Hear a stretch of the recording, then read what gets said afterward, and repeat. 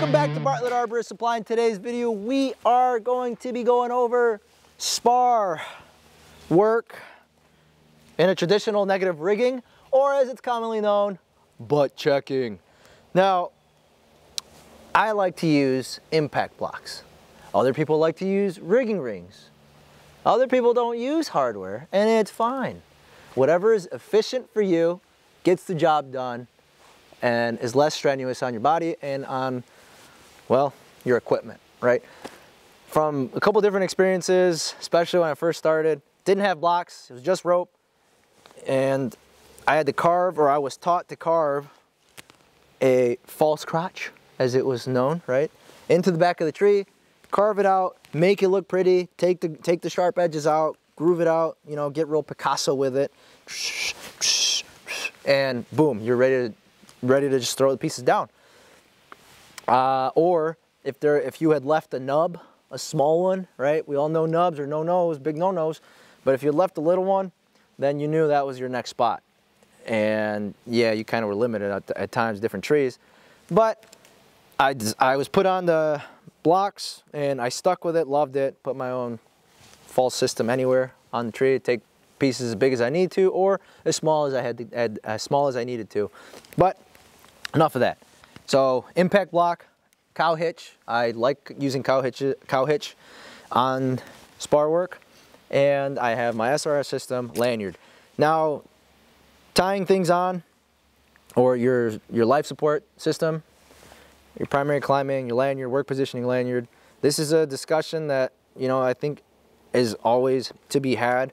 Where do you want your systems configured? Do you want both up top? Do you want both down low? Do you want primary system up top, lanyard down low, swapped out, vice versa? I guess the important thing I would like to say is make sure just that you have a mode of egress or bailing out if you need to. In the event of an emergency, or a raccoon pops out of a hollow in the tree that you thought the tree was solid, and then it just comes up and just starts trying to bite you, okay? Having a mode of egress would benefit a lot, because you just, okay, rappel down, rather than having the gaff all the way down, blow out your knees a little bit more, you know. But that's that. Now, I am going to call down for the rope. Cody, can you tie in that rope, please? So we do have Cody down low, running ropes today. And I was running ropes for him as well. He had a presentation on double whips. So if you want to check that out, check out the channel. Yeah, and you'll find out we have a lot more rigging content coming soon. But here we go, pulling up. I'm going to take this off. Make sure that there's no rope twist. Once I finally get everything clear, stand up, clear. And if I wasn't ready to insert the rope through the block, if I still had to tie my cow hitch, usually what I always have on me, just an accessory carabiner, and I lock my rope off here rather than to my back, because then I stop and look over this way for it. So here is easier for me. And now the face cut, we're working on the face cut. There are times where I've left my rope up top so that I can actually pivot around, especially on larger trees. You're working with a bigger saw up top. You leave I leave it up top. I make the face cut, but it depends on the condition of that tree and the species of that tree, if that is a technique that is going to be applicable. If not, then everything drops low and you just have to get comfortable in the uncomfortable. But if I'm able to leave it up top, it helps me make my face cut. I can look over a lot easier rather than having to, ooh, okay. But that's, but it also has its dangers to it, or its risks, because you might get in that hyper-focus zone where face cut. I'm here, okay. Good. Or even if you're just gonna send a piece out with no ropes, back cut. And then all of a sudden, you start going with the piece, and the lanyard's what holds you in place. I know we've all seen those videos before, and something we definitely do not want to happen. Just always be aware of what is going on with your climbing system and your lanyard. Two, a little tip here is I leave my rope on the outside of my lanyard. If you don't already, the reason for that is to prevent having this rope in line with your gaffs. So if you had the gaff down, gaff up, you know, you remove the risk of, oh, I just gaffed my rope. Because I've seen it, I've personally done it before, and I've seen it done multiple times where we're like, hey, just put your rope on the outside, and they, you know, didn't want to listen, so that happened. Whew. And that happened. So now I'm gonna work on my face cut. I'll go here, heads up.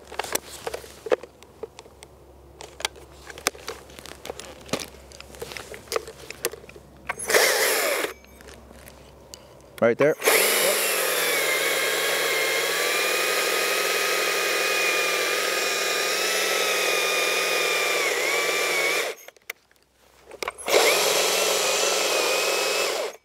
Good.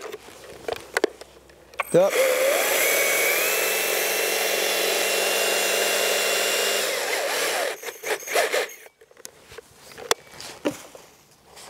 Clean it up if you have to. Make sure the notch is always nice and clean. I'm trying to eliminate the bypasses.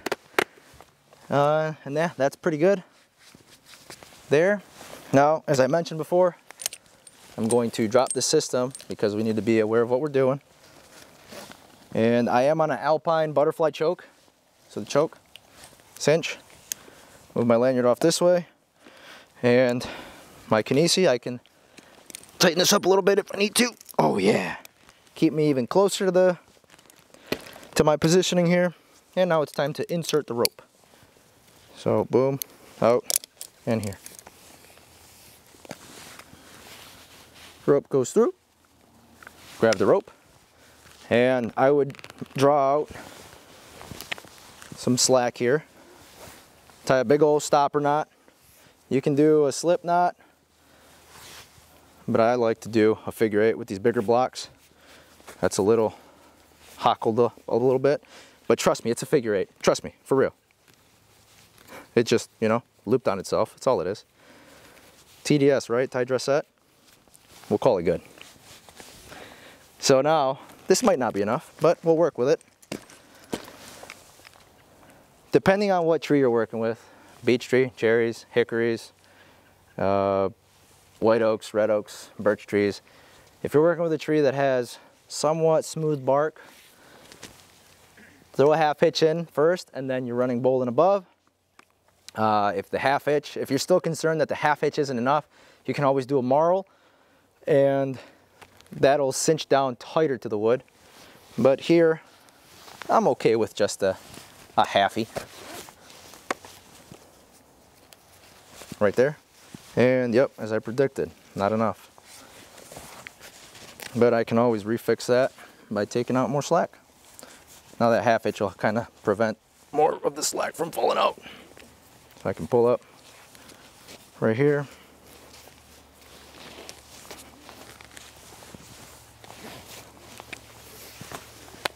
Okay, now time for the running bowline.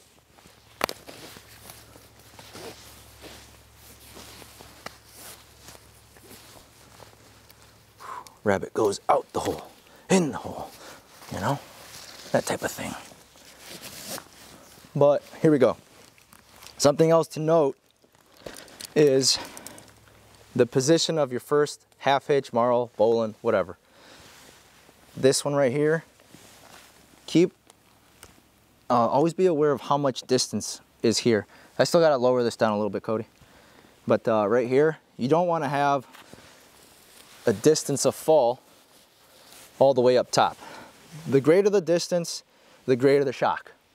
Okay, so in my practices and the way I teach people is try and keep it low as close as possible without running that risk of, all right, we're good.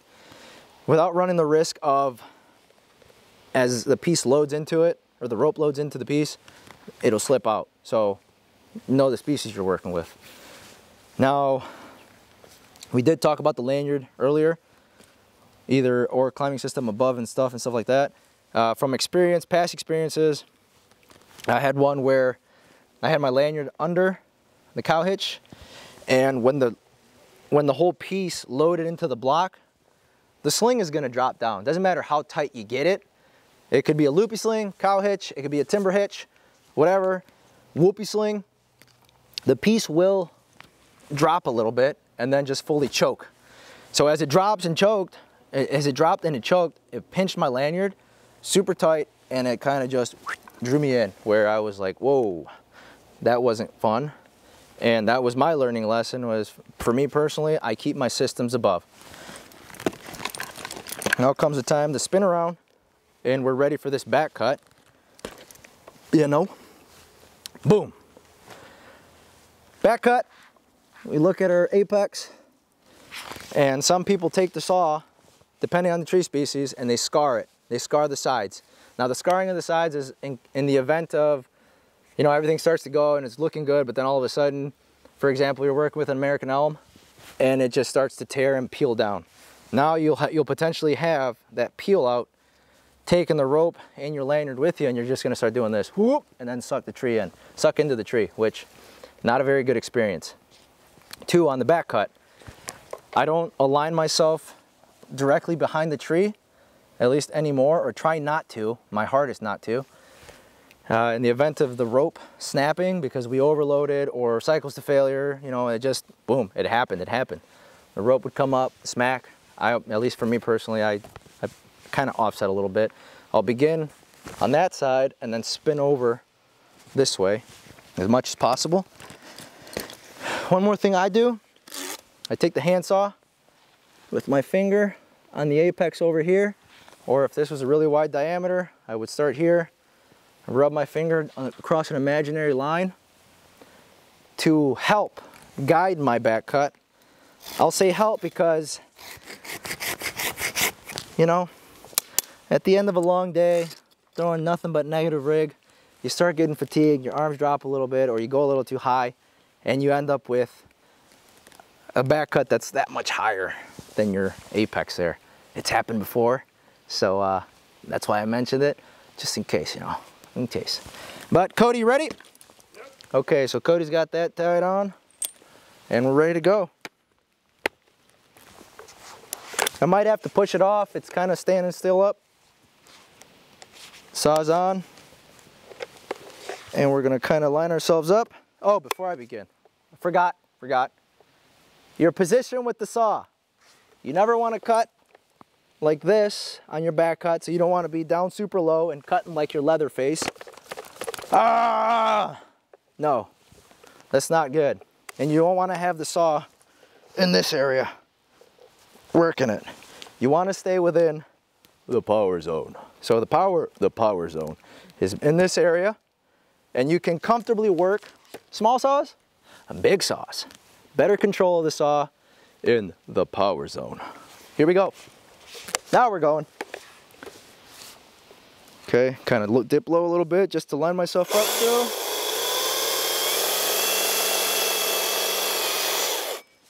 Gonna kind of pivot this way first, just to see. And as I turn, I give my hips a pivot, you know, shake the hips like that, so that way the lanyard scoots on its own. Now, I'm still going.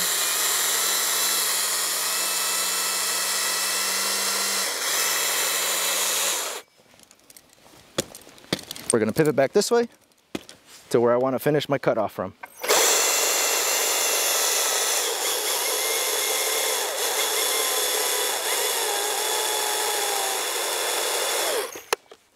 That should be enough. Should.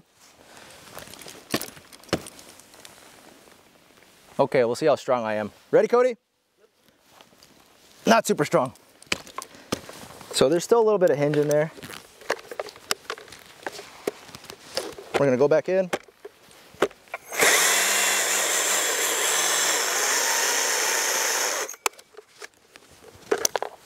And 3, 2, 1. Oh my God, that's beautiful. That's beautiful. Nothing like a good rope guy to just make your whole day go like it should. You know, Cody and I have been working together for quite a long time, and we kind of know how each other work, so we visual. Oh, he's doing that. I know what he's doing. Oh, he's doing that. I know what he needs. that kind of thing. That always pays off. It's very, very helpful. But again, reduce that distance of fall. Marl or half hitch if you need to. Running bowl in the choke it. There are knotless systems. I myself am not the biggest fan of them. I like tying my bowlines there. Important, always keep your mode of egress, some mode of egress, configured in the event of a bailout. But this has been kind of a basics of how to negative rig or butt check. And remember to keep that saw in the power zone, okay? But thanks for checking this video out. Don't forget to hit that like, the subscribe, bartlettman.com, Google us Bartlett Arborist Supply, and here's a new one. Check out the Bartlett Arborist Supply app. Now you can download it on the Google Play Store or the Apple Store. You know what I meant, App Store. Yeah, sweet. See you next time.